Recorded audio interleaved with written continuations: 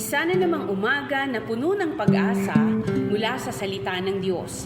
Halina at makibahagi sa ating umagang pagbubulay, pagpapalakas at pagpapatatag sa ating pananampalataya sa Panginoong Hesus. Mula sa Section 6 ng Southern Tagalog District Council of the Assemblies of God, tayong lahat ay magkaisa sa pagpapalagong espiritual.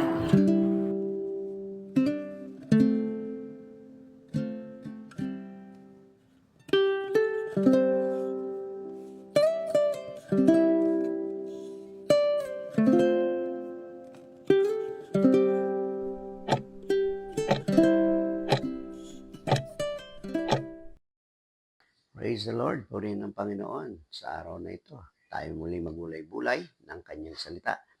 Sa Isaiah 26, 3-4, binigyan mo ng lubos na kapayapaan ang mga may matatag na paninindigan at siya'y nagtitiwala. Magtiwala kayo kay Yahweh magpakailanman, sapagkat ang Diyos na si Yahweh ang walang hanggang kublihan. Ang ating pong tema ngayon sa araw na ito ay kapayapaan sa pananampalataya. Sa mundong ito na puno ng kaguluhan, gulo sa isip, problema sa pamilya, trabaho at sa lipunan, isa lang ang hinahanap ng bawat isa. Ito ay ang kapayapaan. Ngunit ang tanong, saan ito matatagpuan? Ang Isaiah 26, 3-4 ay paalala na ang tunay at lubos na kapayapaan ay hindi nakasalalay sa sitwasyon, kundi sa ating pananampalataya at pagtitiwala sa Diyos. Sa mensaheng ito, ating talakayin kung paano natin maranasan ang ganitong kapayapaan sa pamamagitan ng tatlong bagay. Unang bagay, mga kapatid, maging matatag sa paninindigan sa Diyos ay nagbubunga ng kapayapaan. Sabi noong Isaiah 26 verse 3, binigyan mo ng lubos na kapayapaan ang mga may matatag na paninindigan. Sabi po ng Isaiah 26 verse 3, ang salitang matatag ay nangangahulugan ng buo ang loob, hindi natitinag. Ang taong may paninindigan sa Diyos ay hindi madaling magpatalo sa takot, pangamba o tukso. Kapag matatag ang ating pananampalataya, ay hindi tayo basta-basta naapektuhan ng problema. Dahil alam nating kasama natin ang Diyos. Sabi nga ng 1 Corinthians chapter 15 verse 58, kaya nga mga minamahal kong kapatid, maging matatag kayo, huwag matitinag, palaging sumagana sa gawain ng Panginoon. Okay, unang puntos po na ating makikita sa talatang ito ay matatag na paninindigan sa Diyos ay nagbubunga ng kapayapaan. Pangalawa po ay yung sinasabi sa verse 3 ay, at sa iyo'y nagtitiwala.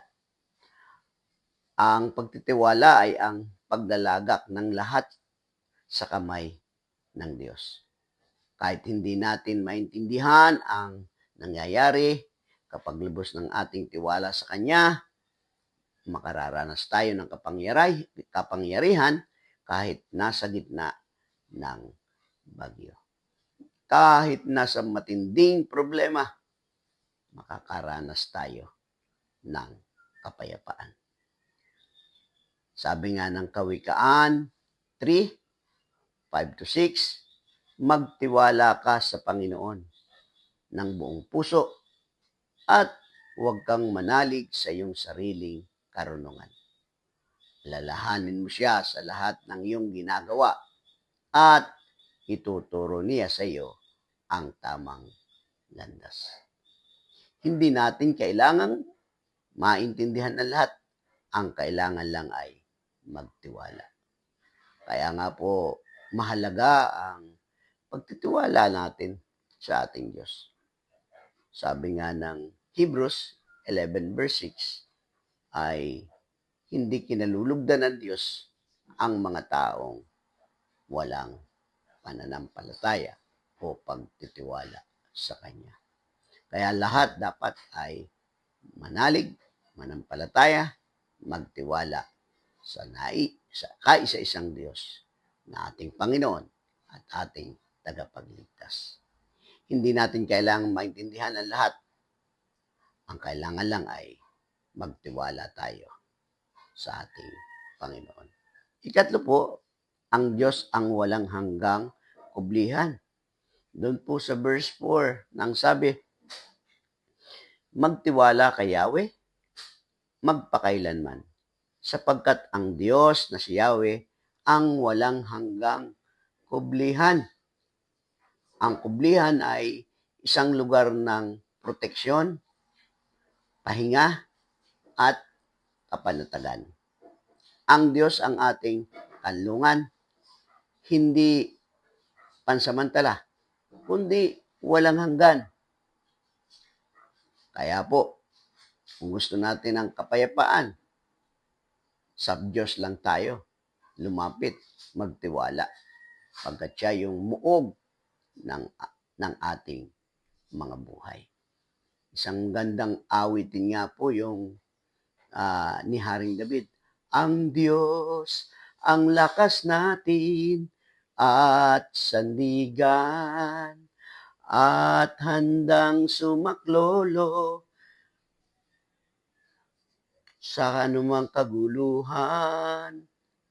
Kaya nga po, ano man ang iyong kalagayan, ano man ang naranasan mo ngayon, ang Diyos ay handang sumaklolo sa lahat ng ating pangangailangan. Sabi nga ng awit 91, 1-2, ang mananatili sa lilim na dako ng kataas-taasan ay mananatili sa lilim ng makapangyarihan. Sasabihin ko tungkol sa Panginoon, siya ang aking kanlungan at aking tanggulan at aking Diyos na siyang aking tinitiwalaan. Kaya kung si Yahweh ang ating kublihan, hindi tayo kailanman mawawalan ng kapayapaan.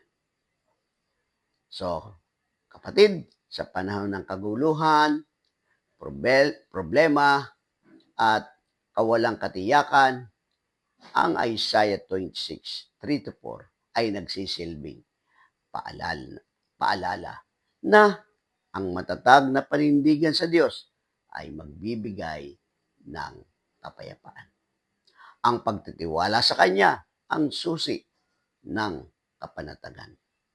Si Yahweh ang ating walang hanggang kublihan.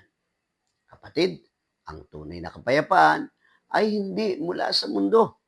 Ito ay regalo ng Diyos sa mga nagtitiwala sa Kanya. Tayo po ay manalangin sa ating Diyos. Aming Diyos at Ama sa langit, salamat po sa iyong mga salita ngayong araw. Tunay ngang Panginoon, na sa iyo'y lamang matatagpuan ang tunay at lubos na kapayapaan.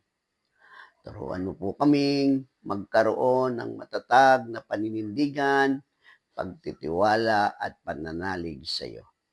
Sa bawat araw, sa gitna ng kaguluhan sa mundo, ikaw ang aming kublihan, lakas at pag-asa. Panginoon, bigyan mo kami ng kapayapaan at hindi kayang ibigay ng mundo, kundi sa iyo lamang matatagpuan. Salamat po sa pangalan ni Jesus, aming tagapagligtas. Amen. Amen.